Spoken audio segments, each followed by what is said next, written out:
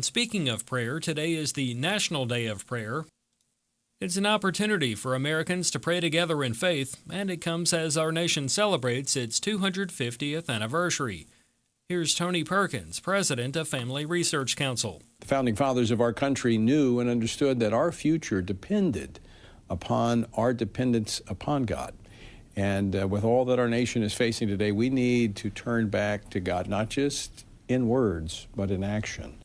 If you have missed a gathering in your community, or you don't have the gas money to go to an event, you can still pray right now. Here's Dr. Ray Pritchard. Are you worried about America? Take it to the Lord. Are you worried about the direction of the economy? Take it to the Lord. Do you have a great burden on your heart today? As the song says, what a friend we have in Jesus, all our sins and griefs to bear. What a privilege to carry everything to God in prayer. Never be ashamed, never be embarrassed. If it matters to you, it matters to God. Find more news on afn.net. Thanks for listening.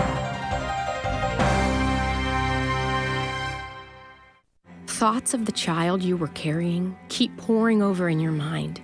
A deep, unrelenting sadness overshadows your days, and you wonder if you will ever feel whole again.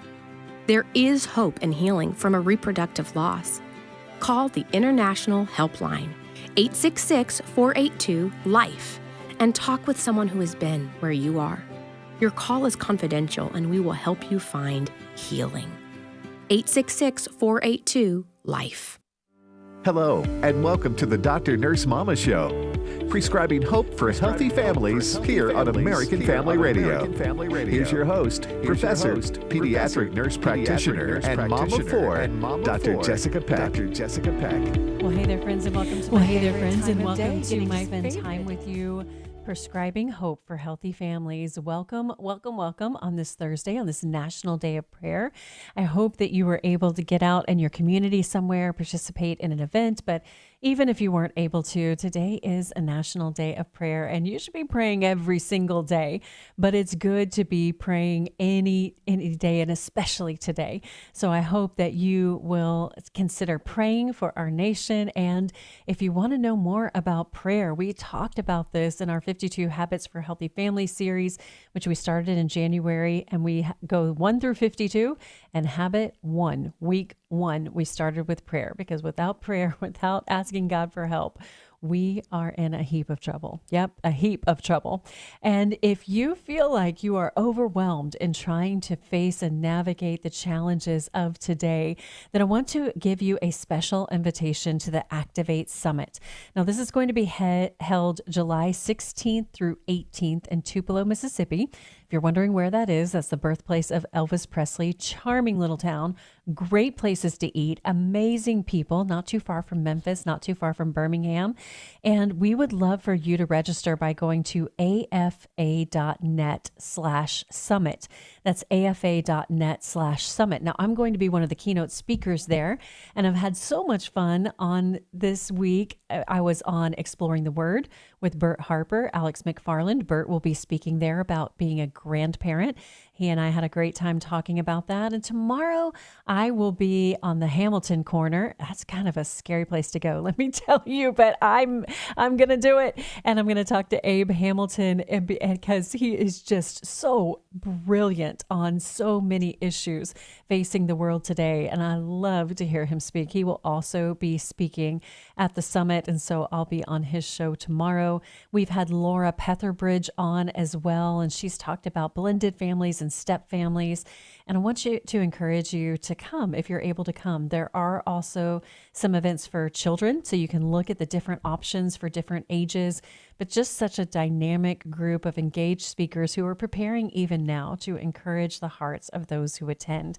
And I want to encourage you to do that. Now, we had Laura Petherbridge on not too long ago. I also was, I'm going to be on Sandy Rios' show and was talking with her. And when we look at, when we were talking, she and I were talking, she asked me a specific question about handling divorce and handling that situation and how we handle that with our kids. So like I said, I just have had so many people that we've been on. Sorry, now I'm losing my train of thought. Well, I have had so many people where we've been cross-promoting and talking about that. And she asked me a specific question about how to handle divorce.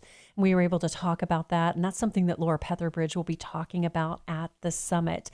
And I believe, if I am hearing in my ear right, we have someone to join us to talk about the summit. I think that we have, if my sources do not fail me, I believe we have Whitney Vitagliano. Is that correct? That's right. Good afternoon. How are you? Well, hey, Whitney, I'm doing great. Thank you so much for joining me. I'm so glad to have you here and to give all of our listeners a personal invitation to come to the Activate Summit. So take it away, friend. I'd love for you to invite them as well. All right. So we're going to be here in Tupelo this summer, July 16 through 18. And you're going to have some wonderful speakers this year. Of course, I'm sure you've heard Dr. Nurse Mama herself, Jessica Peck, is going to be with us. That's right. And we're also going to have Bert Harper, which you probably hear on Exploring the Word right after this show. We have Pastor Jeff Shreve.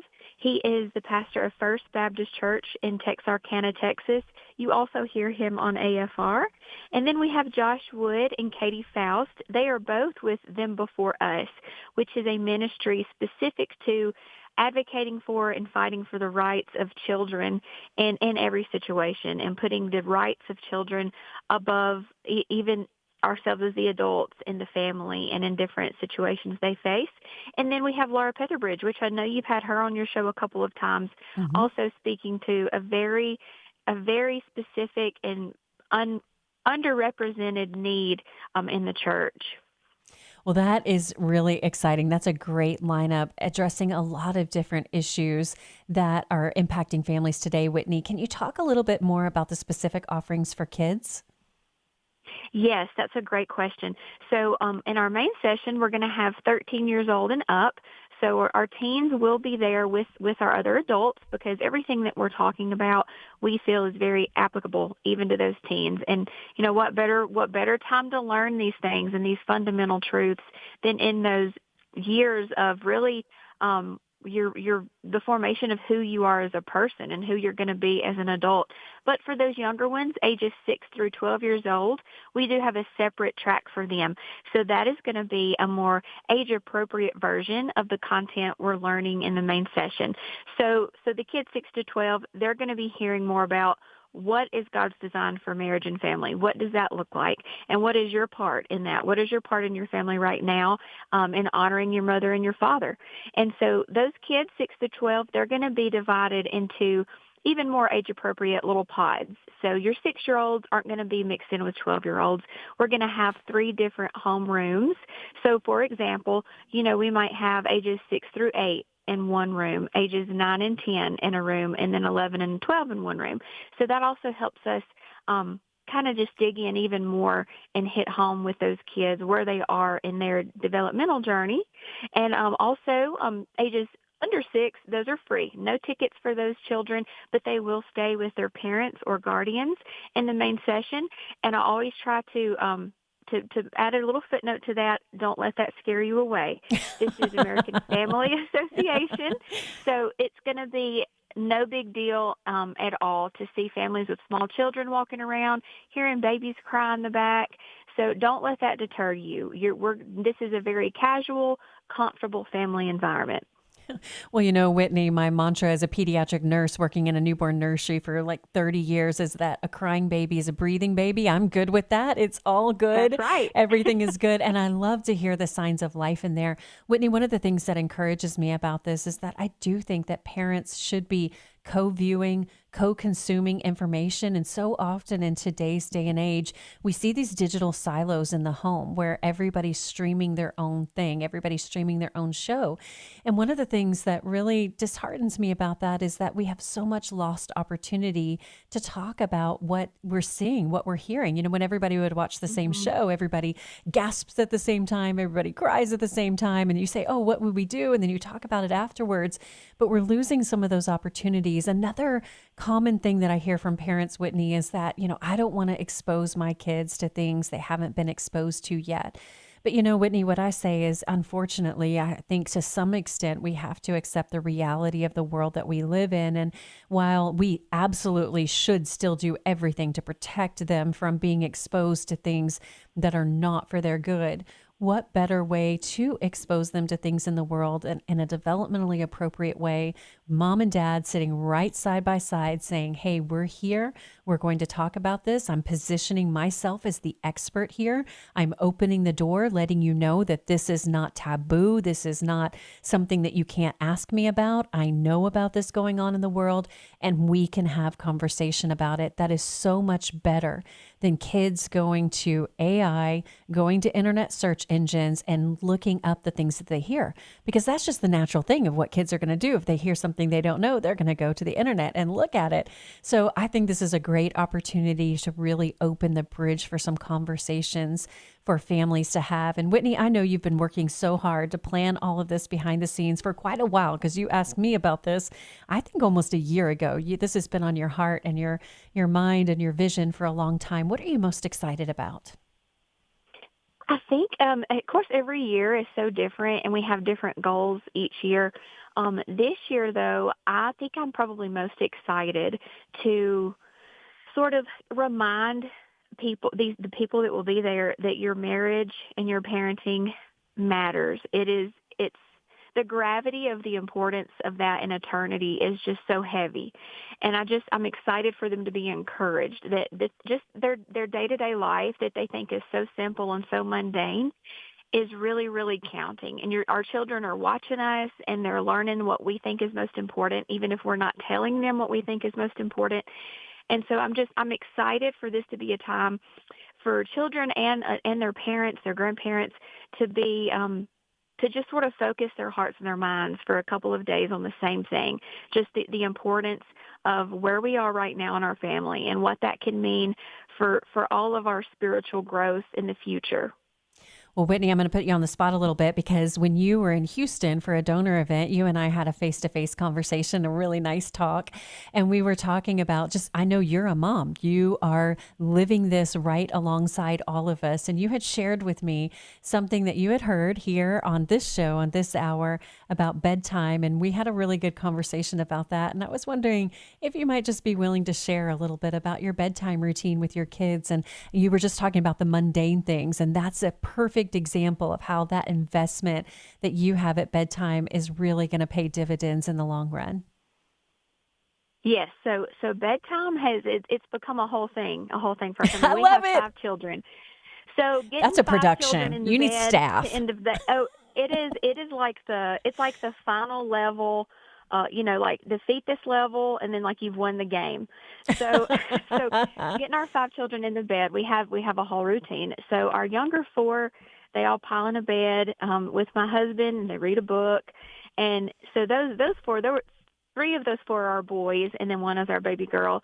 The boys aren't super interested in, doing a whole lot of dissecting their day at this age. However, they know that their daddy thinks that that's important enough to stop and sit in the bed and spend 20 minutes reading a story and kind of being silly with them for a little bit. And then our oldest is a daughter. She's 12. She looks forward to me and her daddy coming to tell her good night.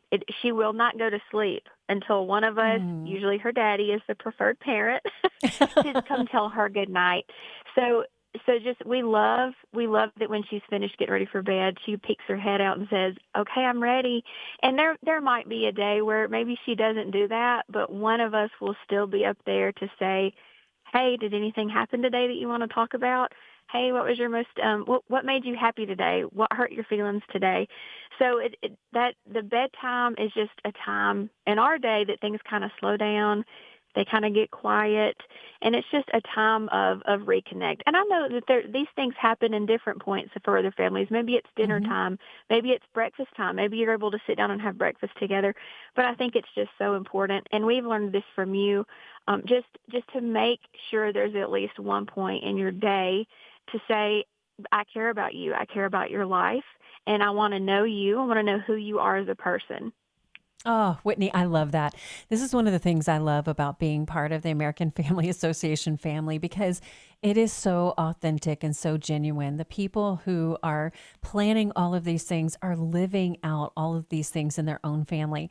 And listen, we are all not living it perfectly. I promise you that. My children would love to have a chance to be at the microphone and tell you about my hashtag mom fails, although my husband would still call it a pound sign, pound sign mom fails. I have plenty of those, Whitney. I'm sure that you do too.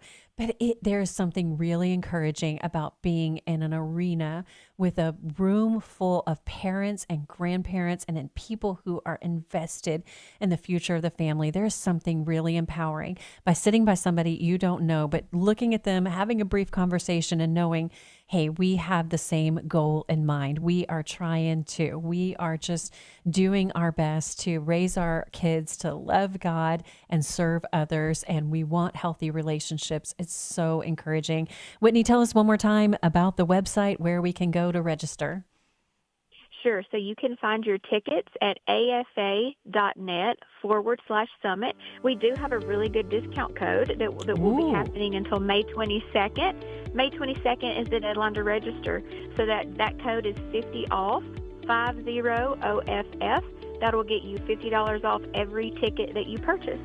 And you heard it right here. Whitney, thank you so much for all that you're doing to plan that. I know that you are working so hard to provide such a good experience for everybody. And I hope that people who are thinking, maybe I should come, will take this as their sign to come. And when we come back, we're going to talk about raising resilient kids in an age of anxiety, overprotection, and emotional fragility. Yes to all the things. Come back right after the break, and we'll talk about it.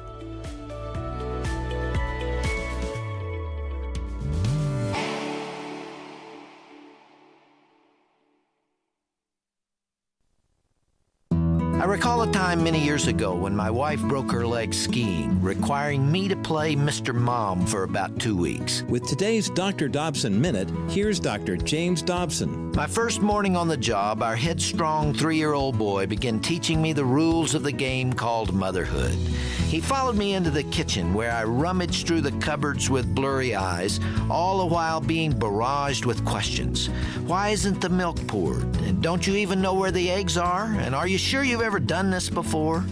And why do I share these memories with you?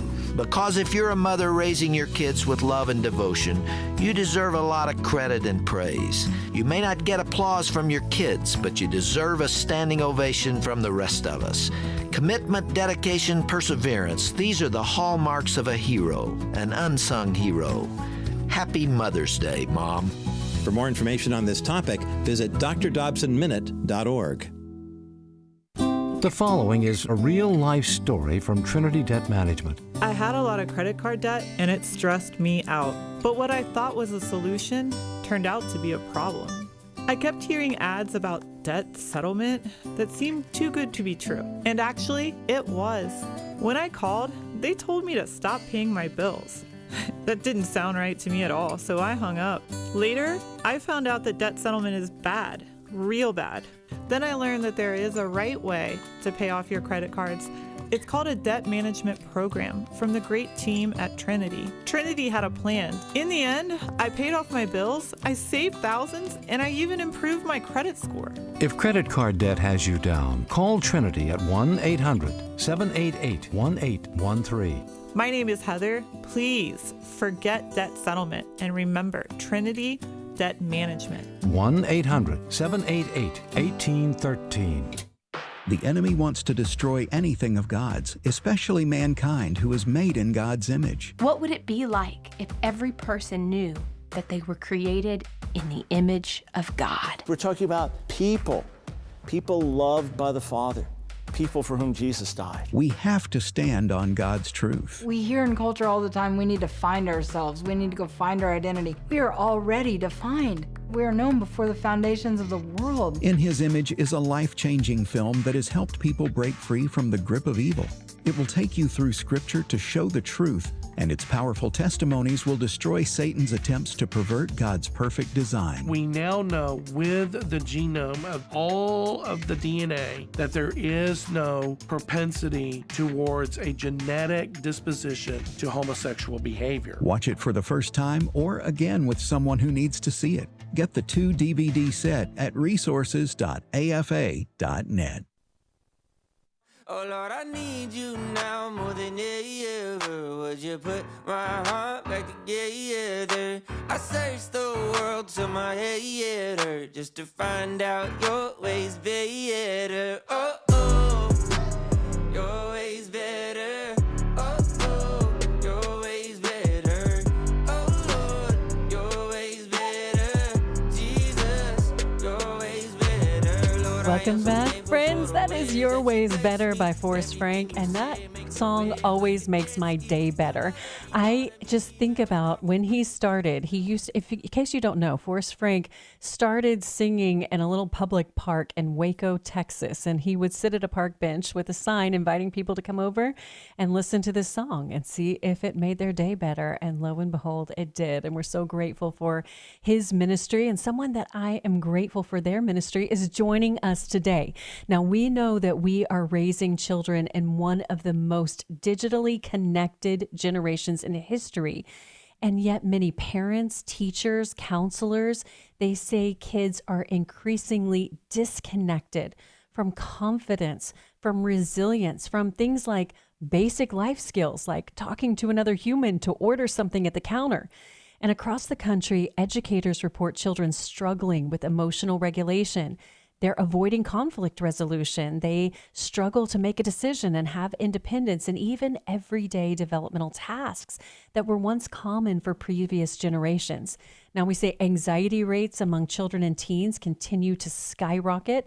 Parents feel overwhelmed. They're trying to balance protection with preparation. But this culture prioritizes comfort, achievement, and your own emotional satisfaction, constant happiness. And a lot of families are asking some tough questions. How do we raise kids who can withstand disappointment? How do we help children develop courage instead of fear? How do we prepare our kids emotionally and spiritually for this crazy world without overwhelming them? Well, today's conversation is going to explore a hopeful and practical response to these questions. Our guest is David Thomas. He's a best-selling author, a nationally recognized speaker, a family counselor, and executive director of Daystar Counseling Ministries in Nashville, Tennessee. Now, alongside his longtime collaborator, Sissy Goff, David has spent decades helping children, teens, and families navigate anxiety, emotional development, resilience, and healthy relationships. And together they co-host the enormously popular Raising Boys and Girls podcast, and they've written numerous best-selling parenting books trusted by families around the country. Now, their newest book is called Capable, and it offers parents practical and faith-informed strategies to help kids develop emotional strength. Yes to that. Resilience. Yes to that. Confidence. Yes to that. And the ability to face challenges with courage. David, thank you so much for joining us today. Oh, thank you for having me. It's a privilege to share time with you. Well, David, I was just telling you before we came on the air, you were just recently at an event in Houston, and that is my hometown. So I saw a lot of people posting after having been at the event with you and just how you encourage them. It just reminds me that this is such a felt need because parents today are so exhausted. A lot of parents feel like they're having to do more for their kids than before. I mean, I come from Gen X, so I'm very much the latchkey kid. Like, I can do anything on my own. But that is not what we're seeing here. So tell us about what inspired you to write Capable. Why is this the right message for this moment? You're kind to ask. And I think you and I are so like-minded and like-hearted in the ways we're thinking about this generation of kids and parents, and where I'm just so honored to get to have this conversation with you. It feels important because the U.S. Surgeon General recently declared that youth mental health is the defining public health crisis of our time. And that feels so alarming and concerning to me to think about that reality. I'm not the least bit surprised by that declaration because we've seen these growing numbers of 1 in 5 kids struggling with anxiety, 1 in 3 adolescents. We've seen rising suicide rates with adolescents and young adults. All of these concerning trends that we have also seen in our work translating to a lack of kids believing that they're capable to deal with. I love the language of the recovery movement that talks about life's on life's terms, and how every one of us as adults is living that reality right now in this moment of just dealing with whatever curveball life is going to throw me today. And kids believing they're capable of that feels so foundational for their growth and development, and why this book felt so incredibly important. Well, you talk about this crisis of capability. One of the things that I'm seeing, David, is people as teens now coming up with their own coping mechanisms. So instead of turning to healthy coping mechanisms and feeling capable, they're really retreating. We're seeing trends like bed rotting, where they say, hey, that's how you do self-care. You go and you stay in your bed 23 hours straight, get up to go to the bathroom if you must, but just scroll and scroll and scroll. And all of these other things that are really toxic and that don't speak to you are capable and God has equipped you for this moment. How do we even begin to speak into this crisis of capability in a way that connects with teens and doesn't offend them and push them away and isolate them? You know, I think it starts with us messaging to kids of all ages. If you are a parent of a 3-year-old or a 33-year-old right now who's struggling to launch out into the world, messaging with consistency that healthy coping is essential to well-being. And we have a really simple checklist we talk a lot about in our work with families when it comes to understanding healthy coping, and that is that it brings relief and it does no harm. And I think most of us in this world are good at checking the first box of figuring out things that bring relief, but a lot of things that bring relief also bring harm. So a great example being the one you shared, doom scrolling. Okay, I get a little bit of relief if I'm just sitting in a chair and doom scrolling, but it's not good for my brain. It's certainly not good for my body to not be moving. And so how do we help kids figure out how to check both boxes? So for example, with young kids, we talk about screaming into a pillow versus screaming at a family member, because sometimes it does bring some relief to scream, but it harms the relationship if I scream at a person. A pillow's not hurt if I scream into a pillow. And helping adolescents connect around the idea that one of the most dangerous things we can do if we're stuck in looping thoughts, if we're ruminating, if we're just drowning in anxiety, is to sit still in my room, in my thoughts. Any other decision I might make to interrupt that's moving in the direction of healthy coping, getting up to go get a cold glass of water, getting up to go pet my dog, getting up to just go outside and walk for a couple of minutes is an immediate win that disrupts that sitting still, disrupts that cycle of intrusive thoughts that so often happens. And so we love the process of brainstorming healthy coping with families. And we challenge kids and adolescents to come up with just what we call a top 5 list that you revisit and revise often and figure out, are the things on my list still working for me? Am I using those regularly enough? And we challenge parents to make their own top five list and hang it up on a bathroom mirror so that kids have the opportunity to sit front row with the adults they trust most in the world, doing the work of healthy coping in front of them. Because we've long believed, and research supports this, that kids learn more from observation than information. That is so true. And I can see, David, why your podcast is so wildly popular, because these are the kinds of words of wisdom that parents need spoken into them. I think that kids have reached almost a next level ability to gaslight their parents in this day and age. I mean, because we used to hear it and we would hear like, oh, Mom, this is going to ruin my social life if I can't go to this party. And then our parents would say to us, David, at least mine did, like, if everybody was going to jump off a bridge, would you jump off a bridge? But now I feel like that is so next level. It's that, kids are really trying to convince their parents, if you don't let me have a cell phone, if you don't let me have this technology access, if I'm not happy, then, I'm going to have a mental health breakdown and my social life is going to be awful. And these parents, just feel like, oh my goodness, I'm so afraid, and they're so driven by fear. And so then they do whatever they can to try to keep their child happy instead of keeping them healthy. So how can, when we do that, we know that it hinders resilience. It's well-intentioned, but it is ill-suited. So how do we break that cycle?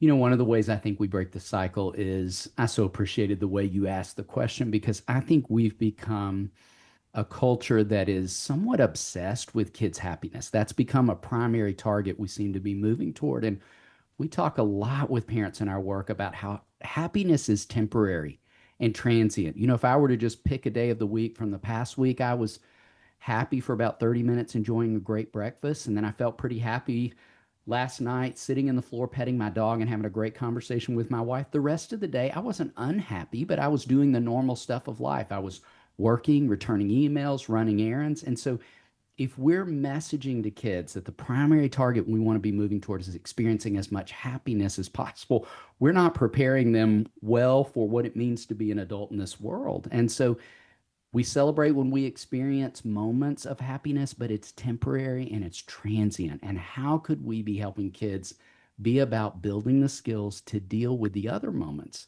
the normal moments of life? Because I think what also we've seen happen with this target of happiness we're moving toward is that when kids don't experience it, they're asking one of two questions. They're asking, what's wrong with me? Or what's wrong with my life? As opposed to, this is a normal part of what it means to be human. And Scripture's promised us that. If you reread Romans 5, Romans 8, John 16, we've been promised we're going to groan with all of creation this side of heaven. And struggle that we experience gives way to perseverance, perseverance to character, and character to hope. And we want to raise kids of hope. Oh, we absolutely do. And I think that parents need to be more confident and grounded.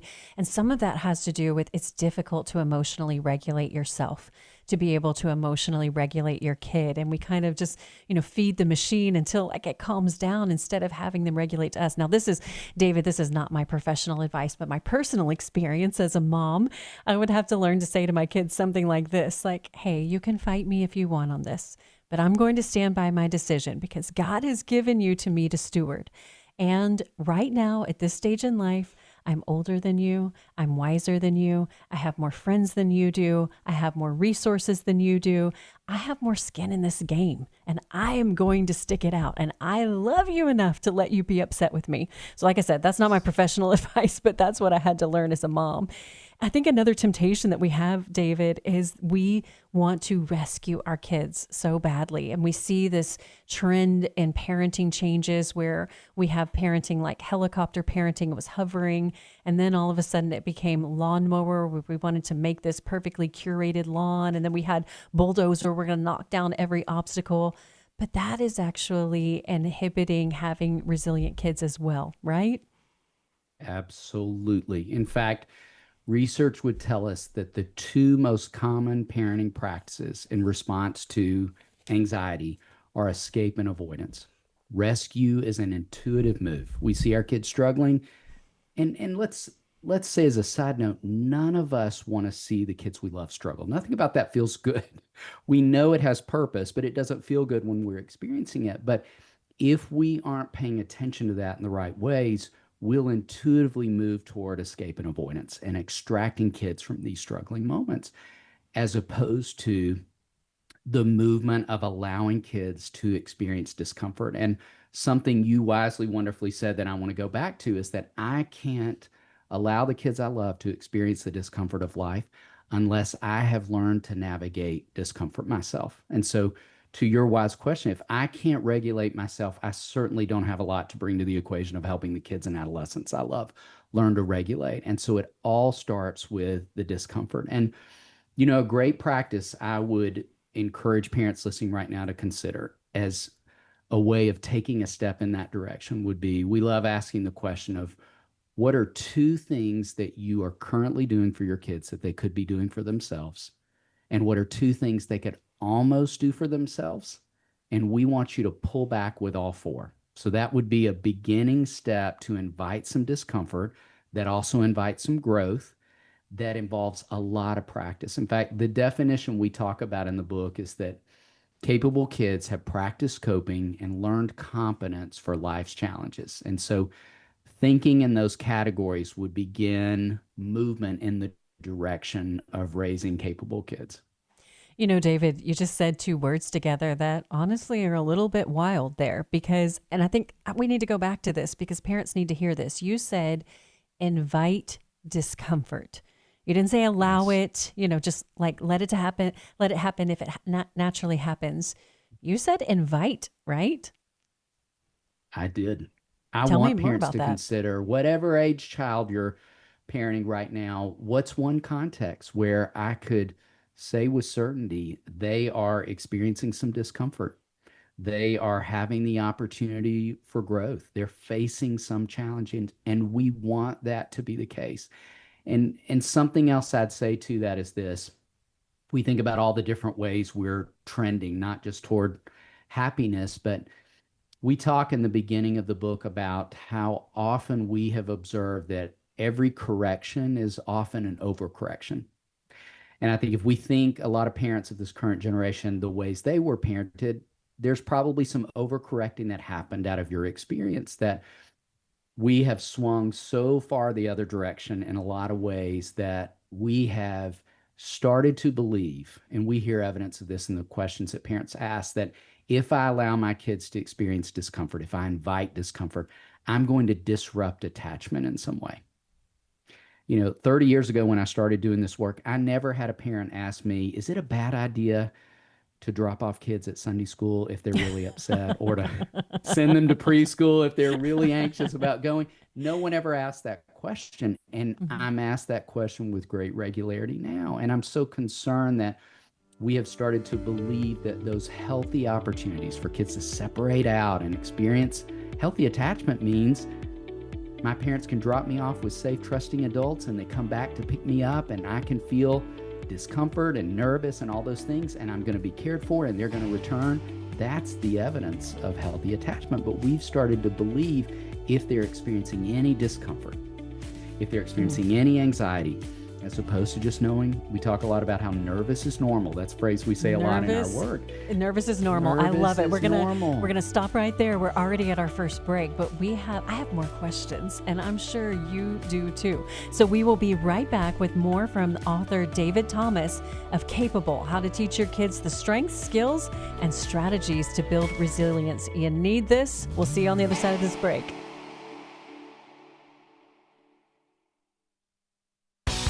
I'm Tim Moore from Christ in Prophecy Radio. With all the uncertainty in the world, it's good to know God's promises never change.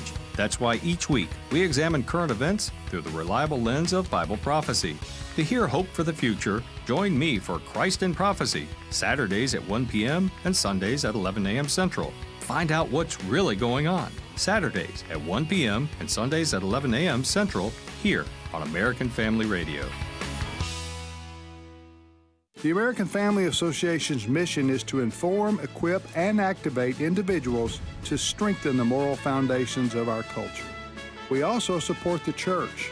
Our goal is to be a leading organization in biblical worldview training for cultural transformation. AFA believes that all men and women, whether in private or public, should be free to exercise their faith without hindrance from the government. Thank you for standing with the American Family Association. My wife's aunt passed away, and we received a considerable inheritance from that. We heard on American Family Radio about the opportunity to participate in a charitable gift annuity. We talked to the people at AFA Foundation, Riley, Chelsea, and their crew that they work with, and they were very caring, very easy to work with, and with no pressure whatsoever. They guided us through the process and made it a very easy thing to do. See if a charitable gift annuity is right for you. Call the AFA Foundation at 800-326-4543, extension 345. That's 800-326-4543, extension 345. What excites us about the charitable gift annuity is we will always have income coming in. It will be steady. We won't outlive it. The AFA Foundation, the financial stewardship division of the American Family Association. What if healthcare could be more than bills and bureaucracy? What if it could reflect faith, foster community, and offer spiritual support? At Redeem HealthShare Ministry, the mission goes beyond medical bills. It's about honoring Christ and embracing healthcare that aligns with Christian values. Redeem members share medical expenses through monthly contributions, supporting one another in a Christ-centered community. It's not insurance, it's believers helping believers through financial support and prayer. And Redeem HealthShare provides freedom for members to select the doctors, hospitals, and treatments that are right for them. No networks, no restrictions, just faith-driven care. From everyday checkups to unexpected medical emergencies, Redeem offers flexible programs and encouragement rooted in Scripture. Because your healthcare should reflect your faith, not compromise it. More at redeemhealthshare.org or call 1-844-REDEEM-0.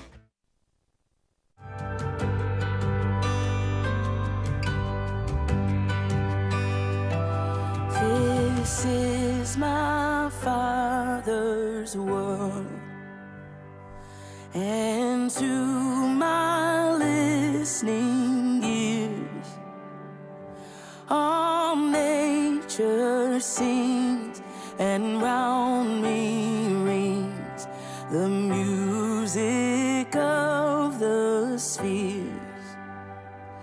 This is my Father's world.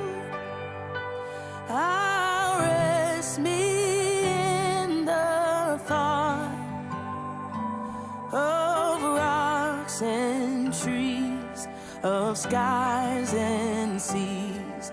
His hand of wonders rise. Welcome back, friends. This is My Father's World by the Worship Initiative. And it is our Father's world. Sometimes we look at this world and we don't even recognize where we're living in. I know there is a wave of nostalgia sweeping the country. Many of you have seen the social media trend, Dad or Mom, what were you like in the 90s? And all of these wistful things back before technology and AI generated videos. I admit, I'm a Gen X kid. My mom was drinking a tab and pushing me out the door and locking it behind me and saying, don't come back until dark. I'm from that generation. And sometimes we look around and we think we don't recognize the world that we're in. It is so saturated with fear and anxiety and disconnection. But never fear, because we have someone to speak into that today. I'm talking with David Thomas. He is the co-author with Sissy Goff of the book Capable, and many other books as well. This one is Capable: How to Teach Your Kids the Strengths, Skills, and Strategies to Build Resilience. You need this in your life. When we see kids who are lacking basic life skills, there's a whole TikTok trend about parents trying to make their kids call for their own medical appointment or a dentist appointment, and kids are thinking, I can't even do this. We can raise capable kids. But resilience is not built in one dramatic moment. It's not an instant shot that all of a sudden they have resilience.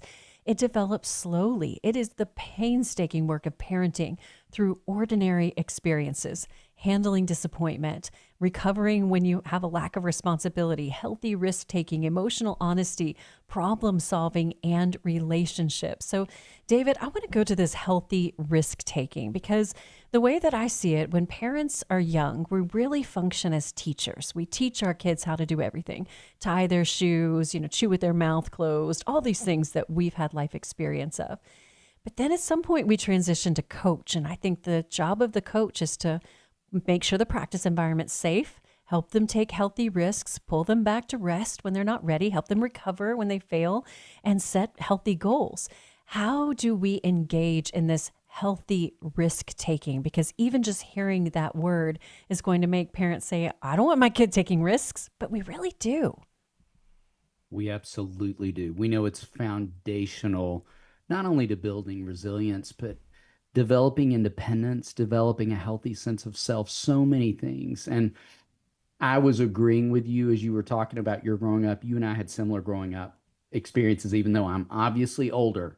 I'll take it. You were much younger than me. But what I would note in thinking about our shared experiences, I really believe, and I'd be curious if this was true for you, that the world worked in a way where there were just built-in opportunities, not only for the discomfort that you and I were talking about a little bit earlier in our conversation. I laugh all the time with parents of my generation saying, we all knew what it was like to show up at the video store. I was about to name a brand, but whatever brand was your brand. That's right.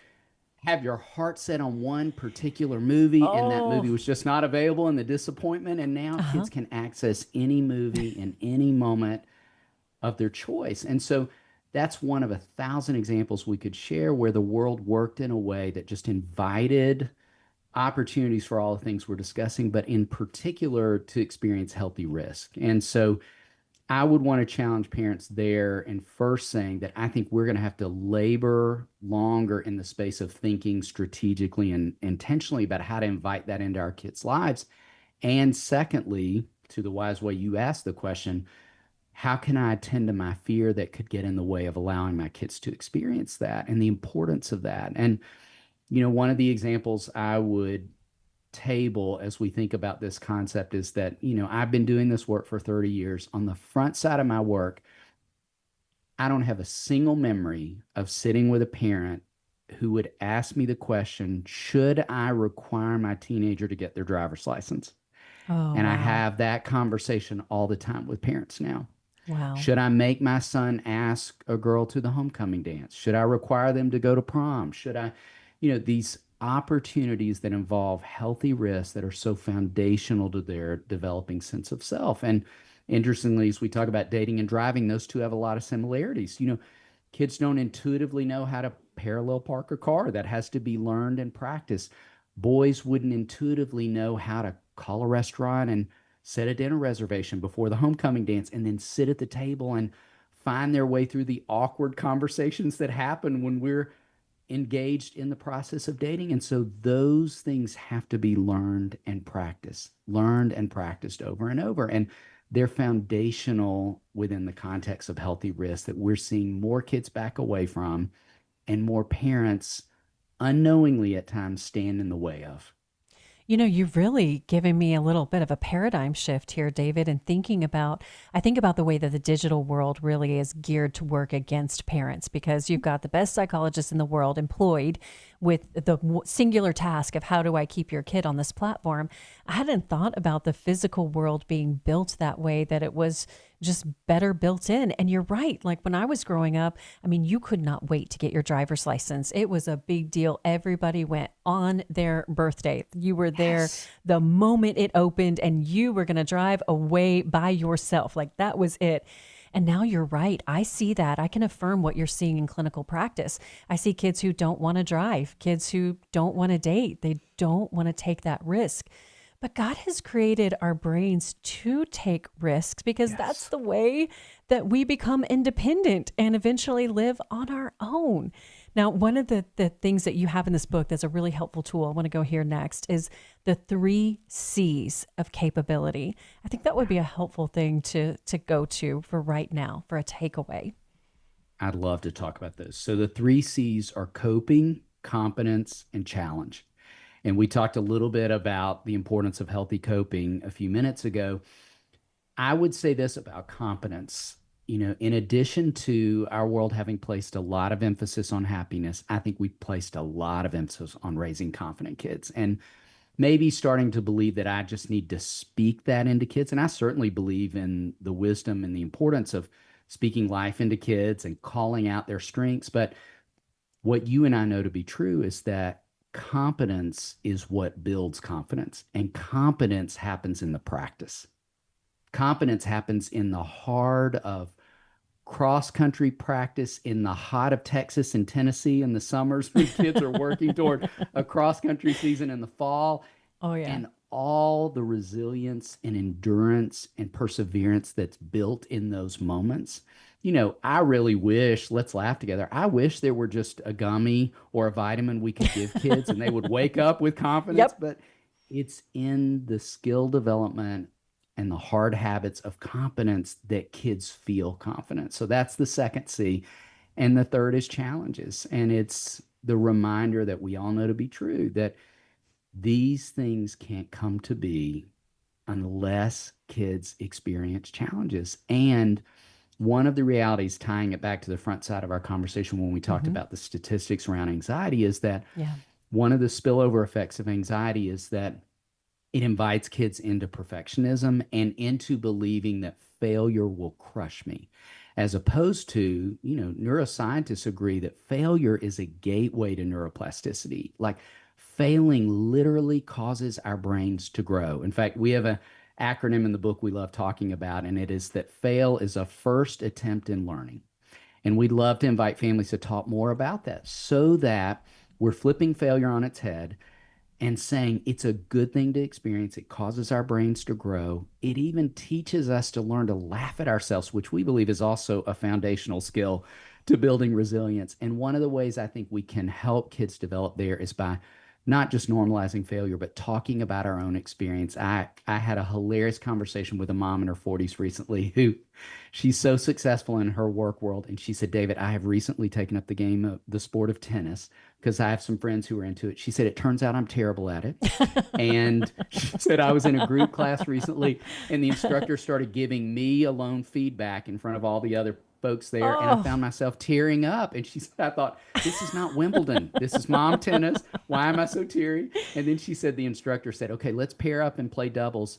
And everyone started moving away from me. No one wanted to choose me. And she said, it was this great opportunity at dinner that night to talk with my kids about something I'm just not good at. And what it feels like to not get picked, and what it feels like to be given feedback or constructive criticism and have a lot of big feelings in the midst of it, and how I worked through that right back to that first C of coping, the things she was employing. And so we really do challenge parents, narrate your experience in the everyday. Talk about moments where you're failing. Talk about moments where you're learning.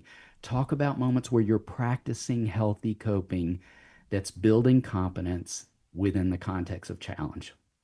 David, I can relate to that, Mom. I, am used to being successful in many spheres of my life, but athletics is not one. And I remember I was trying to do this workout community group. And I remember the trainer coming up to me saying, it gets fun when you get good at it. And I said, so it'll never be fun? Is that what you're trying to tell me? But it is a good exercise, and we've got to use some of those environmental cues. One thing that worked for me, I traveled a little bit, went with my job, and I would have a tag along. I would bring my kids with me, and I would tell them, even when they were 8, 9 years old, okay, we're at the airport. You get us to the gate. Figure it out. Yes. I'm here, but let's go. And sometimes I think as parents, we just feel too rushed. It's too easy. It's like, no, let me load the dishwasher.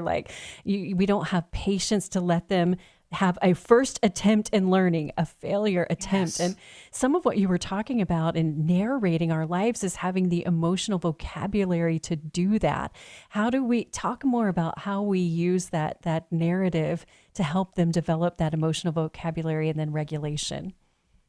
It's necessary. In fact, I'd argue that's one of the core ingredients of healthy coping is being able to name and navigate my emotions. And I can't navigate or work through the intense emotions unless I know what I'm working with. So we're huge fans of a feelings chart. We have them on our website that you can download, and we encourage families, have one on the ready. Put it on the refrigerator that's in view of everyone, throw it on the dinner table. So it's just that great prompt, that visual prompt to fold more emotional vocabulary into the everyday reporting of our experience. But what we also talk about, and this too feels like one of the trends we're seeing that I think is getting in the way for a lot of kids, is that we want to pay the right amount of attention to our feelings. Not too little, which isn't helpful, but one of the big swings we've seen is paying too much attention and allowing our feelings to inform everything. We talk a lot about, we love the work of Dr. Susan David, who wrote Emotional Agility. And Dr. David says, emotions are data, they're not directives. They're useful information that help inform my next steps, but they're not driving the car. That's giving them too much power. And we'd go beyond that to say, more than any other time in all the years we've been doing this work, we're seeing kids' feelings on one side of the room and their faith on the other side of the room. And we want those to be intersecting in all moments. We want our faith to inform our feelings so that I can take this data in and then think, okay, whatever I might be believing about myself, that I'm incapable, that I'm crippled by anxiety, whatever may be true, what does God say about who I am? And how can that inform my feelings and my thoughts and my actions? So we want so much for kids to believe that their faith is one of the most powerful tools they have access to in informing their movement forward. Yes, you're so right. We've almost gotten to a level of idolatry of feelings. If I feel uncomfortable, then not only is that not okay, and I need to do whatever I need to do to feel better, everybody around me needs to adapt to me so that I feel better as well. Yes. And that is a really tough thing to do. But you've given us so many tools, so much great advice. I hope that my listeners will go and get a copy of this book. I think this is the message for the moment, David. I really do. Capable, How to Teach Your Kids the Strengths, Skills, and Strategies to Build Resilience. It's by Sissy Goff and David Thomas. I've got it right here in my hands. If you're watching the video, you can see what it looks like, so you can see when you go to the store and when you go and buy it, because this is what we need to be teaching our kids to do. Our kids want to be competent. They want to be confident. They don't enjoy having order anxiety. They don't enjoy being afraid about just doing little life tasks. But I'm so grateful that you have helped us today to remind us, in a culture that is filled with fear and uncertainty, we can be reminded that resilience is not about perfection. It is about helping our kids, equipping them with the confidence, the emotional tools, the faith, and the support systems to face life honestly and courageously. So if they feel afraid, we can tell them things like, God has not given you a spirit of fear, or I can't do this. God has equipped you for every good work. And perhaps one of the greatest gifts we can give this next generation is helping them believe that God designed them with a purpose, on purpose, for a purpose. And I thank you so much for joining us today, David, and giving us that encouraging message. Check out their podcast. And wherever you are and whatever you're doing, I pray, as I always do, the Lord will bless you and keep you and make his face to shine upon you. I'll see you right back here tomorrow.